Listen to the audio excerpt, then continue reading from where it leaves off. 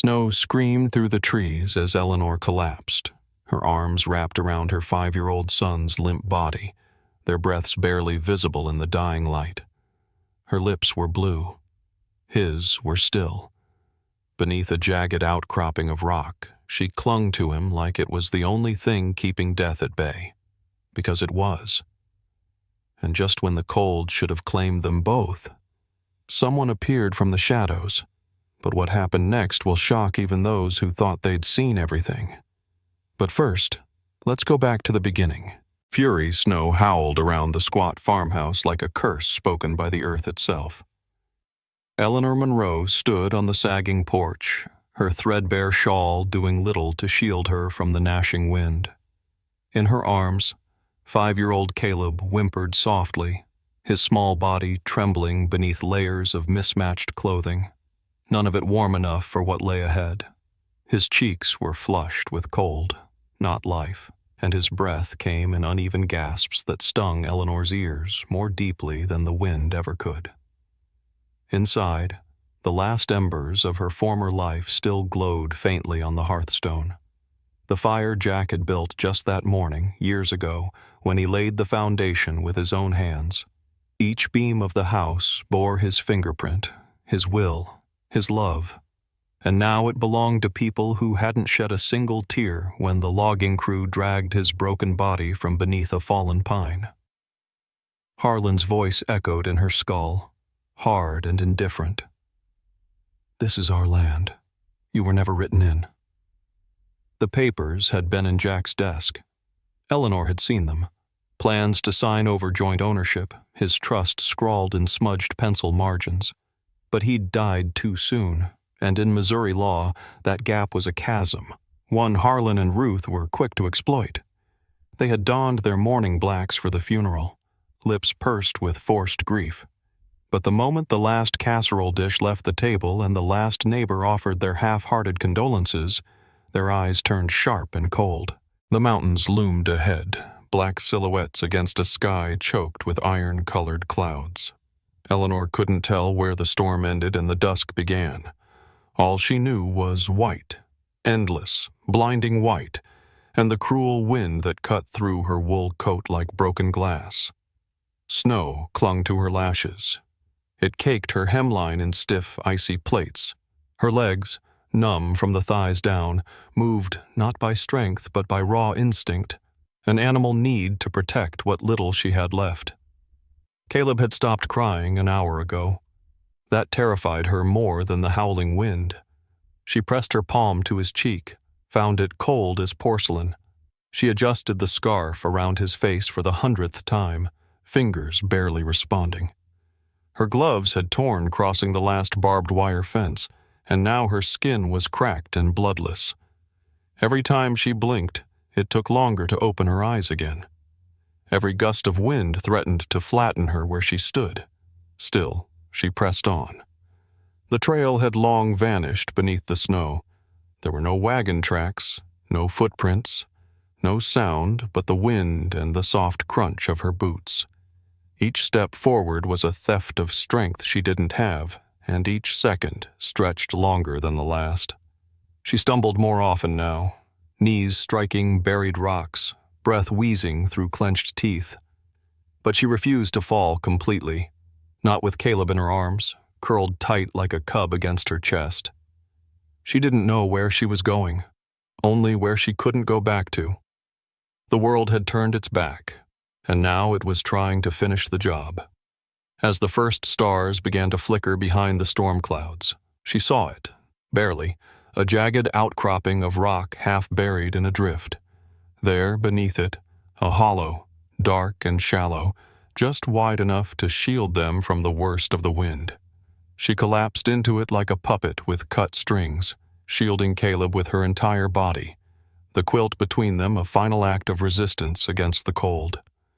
She curled her body around his and rocked him gently, crooning lullabies that came out as hoarse whispers. "Stay with me, baby. Stay awake." But her voice cracked. Her tears froze on her cheeks. The night pressed down like a weight, and Eleanor understood, truly for the first time, that she might die here. Still she sang, not for hope, for defiance. Pain, Gideon Wolf moved like a shadow through the pine-thick snowline, his boots barely whispering over the crusted drifts. The weight of the rifle on his shoulder was as familiar as breath, the scent of pine pitch and cold steel fusing in a world that had long since quieted into silence. It had been 9 years since he last heard a voice not his own. He'd made peace with that. He hadn't always been alone. Once he'd worn blue wool and carried orders sealed in wax, marching toward the sharp end of human nature. He'd watched men bleed into mud, scream names of mothers and wives that would never hear them. He'd seen what men became when rules collapsed. And worse, he'd become one. When the war ended, Gideon didn't go home. There was no home left. He came west, dragging ghosts in his saddlebags, and built a life without sound. His cabin sat wedged between 2 granite spines, roof sloped low, smoke curling in a thin line that vanished before it reached the sky. It wasn't comfort. It was distance, purpose, a place where the past couldn't reach him, and neither could people. He preferred the company of ravens and traps. That night the wind had a bitter, sharp edge. Gideon walked his trap line as always, efficient, methodical, rifle slung and ready. But as he crested a ridge above a narrow ravine, he stopped cold. Red, a splash of it, wrong against the snow, human. He crouched. 2 bodies huddled beneath a half-collapsed ledge. A woman, gaunt and still, curled around a child like a shield made of flesh and will. Her arms locked around him, her lips blue, her skin death-pale. The boy's lashes were rimmed in frost. Gideon didn't hesitate. His arms remembered what to do, even if his heart did not. He slung the boy inside his coat, lifted the woman over one shoulder and moved, fast, brutal, practiced. The door slammed open under his boot. Flames roared back to life. Blankets, steam, soup. Whiskey rubbed on gums and snow melted over coals. He worked in silence, lips pressed thin, eyes betraying nothing but focus. Hours passed. The boy twitched first. Then the woman breathed. She stirred under the weight of his woolen quilt, eyes fluttering open with confusion and dread. "Where?" she rasped. He crouched by the fire, arms crossed.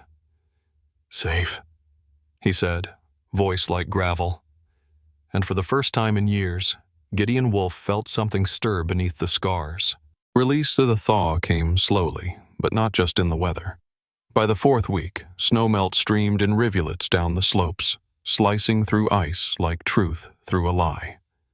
Inside the cabin, life returned in hesitant rhythms. Eleanor swept the hearth each morning. Caleb read from a tattered primer by firelight, his small voice stronger now, words no longer trembling with cold or fear. Gideon split wood in silence, stacking it with quiet precision, his presence a steady weight that anchored the house. No one spoke of the night they almost died. The silence wasn't denial, it was respect. Survival, when it came that close to slipping away, didn't need to be dissected. But outside the ridge, tongues wagged, whispers drifted down from hunters and traders who caught sight of Eleanor at the spring, or Caleb chasing the goats near the tree line. Word crept into town like a breeze beneath a doorframe, that Harlan Monroe's useless daughter-in-law hadn't perished after all, that the child he'd cast into a blizzard now ran barefoot through pine needles, that a man in the hills, a ghost, some said, had taken them in. The Monroes, once above reproach, now found themselves cornered by glances, muttered questions, judgment simmering behind closed doors. The shame did not soften them, it sharpened them. They came up the mountain on horseback, 2 riders and the sheriff, badges flashing cold in the morning light. Harlan led, stiff-backed and self-righteous, Ruth trailing behind like a shadow with teeth. They brought no kindness, only paper, threats, and the full weight of reputation trying desperately not to crack. Gideon was waiting. He stood on the porch with his rifle slung across his chest, hands steady, boots planted. The scars along his cheekbone caught the sun, and his eyes, calm, level, unflinching, locked onto Harlan like a blade on a whetstone. "You think this is your land?" Harlan spat, dismounting. "You think sheltering strays gives you claim? You think throwing a woman and child into a blizzard erases your guilt?" Gideon's voice was low, but it carried, heavy as iron. Ruth dismounted too, clutching Caleb's birth certificate like it was a verdict. "That boy is a Monroe. He belongs with us." Gideon stepped forward, slow and deliberate. "No," he said. "He belongs to her, and she belongs nowhere near people who would let her die." The sheriff hesitated. No one moved. Then something shifted. Not in Gideon's stance, but in the air itself. The Monroes, so used to obedience, found none here. No deference, no fear. Just a man who had seen war and death and decided this mountain was worth defending. Without a word, the sheriff turned his horse. Harlan's jaw twitched, but he said nothing. Could say nothing. Ruth's hand dropped, her fingers trembling, and then they were gone, the sound of hooves fading into the trees, swallowed by wind and pine. Inside the cabin, Eleanor watched from the window, Caleb pressed to her side. They didn't cheer. They didn't cry. But that night, when Gideon returned, Eleanor placed a second bowl of stew at his seat without a word, and he ate, slowly, like a man learning to trust the taste of peace.